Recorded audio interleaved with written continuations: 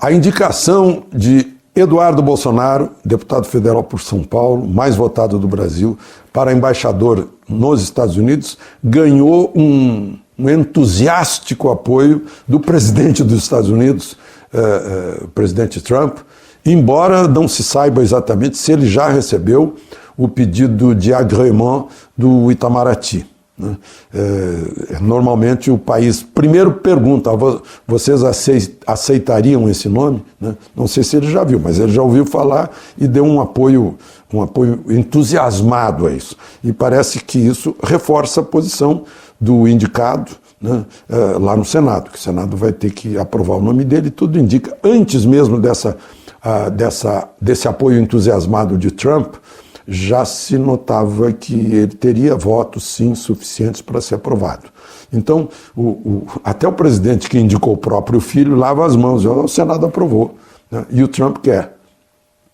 Então, a gente já vê um outro lado assim da possibilidade de uma nova fase de relações entre os dois países. Bom, uma outra questão que a gente vê aí parece que o presidente joga frases supostamente polêmicas, polêmica para quem qualifica de polêmica, não gosta dele e tal, não votou nele, e não quer que ele continue usando essas frases, afinal foi com essas frases que ele nos derrotou em outubro. De repente ele continua usando essas frases e vai de novo ganhar essas frases têm apelo popular, como, por exemplo, quando perguntaram sobre os 57 mortos lá no presídio, num confronto entre facções, que coleguinhas meus chamam de massacre, ele respondeu: vá perguntar para as vítimas desses bandidos. Isso certamente tem o aplauso do povo e tem o horror da intelectualidade e tal. A outra questão aí é quanto a esse debate, essa polêmica com o presidente da OAB, que ele disse que poderia contar o que foi que aconteceu com o pai do presidente da OAB, que teria sido justiçado pela sua própria facção. Aí a gente começa a ver, estudar, ele nos obriga a voltar ao assunto que deveria ser esquecido pela anistia. Anistia significa esquecimento.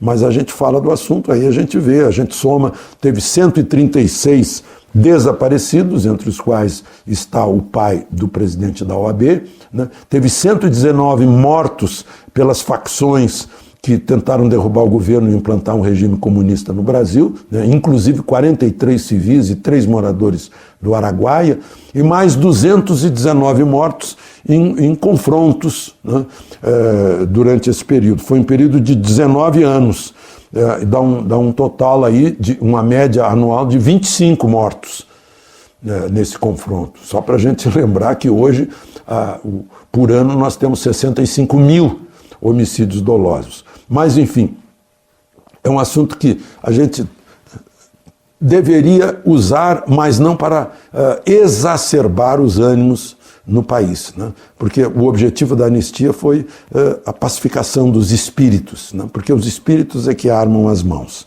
Enfim, anistia é esquecimento. Tem gente aí mais animada que acha que essas declarações podem dar impeachment. O Supremo não vai se importar com uma coisa dessa, porque não tem onde qualificar, E lá na Câmara, por exemplo, só quem vai se preocupar com isso é o PT, o PCdoB e o PSOL, que não tiveram votos suficientes para impedir a passagem da reforma da Previdência, portanto.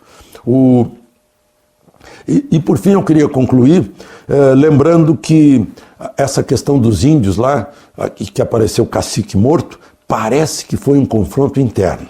Ou o cacique queria e a aldeia não queria, ou a aldeia queria e o cacique não queria, algum tipo de negócio com a mineração, com garimpo, com garimpeiros, talvez seja isso. E a propósito, aquele ouro que roubaram lá, quase 720 quilos de ouro que roubaram de Guarulhos, boa parte é numa mineradora canadense, que ela sozinha produz 22% do ouro produzido pelo Brasil. A maior mina dela é em Paracatu, é a Kinross. Eu acho até, e esse ouro ia para o Canadá. O Canadá que é o 5º produtor de ouro do mundo. Não sei porque ainda precisa do nosso ouro. Deve ter negócios melhores do que nós para o nosso próprio ouro. De Brasília, Alexandre Garcia. Gostou de nossos vídeos? Então se inscreva em nosso canal no YouTube, marque o sininho de notificação e dê aquele like. Assim você estará incentivando para que outros vídeos possam ser postados.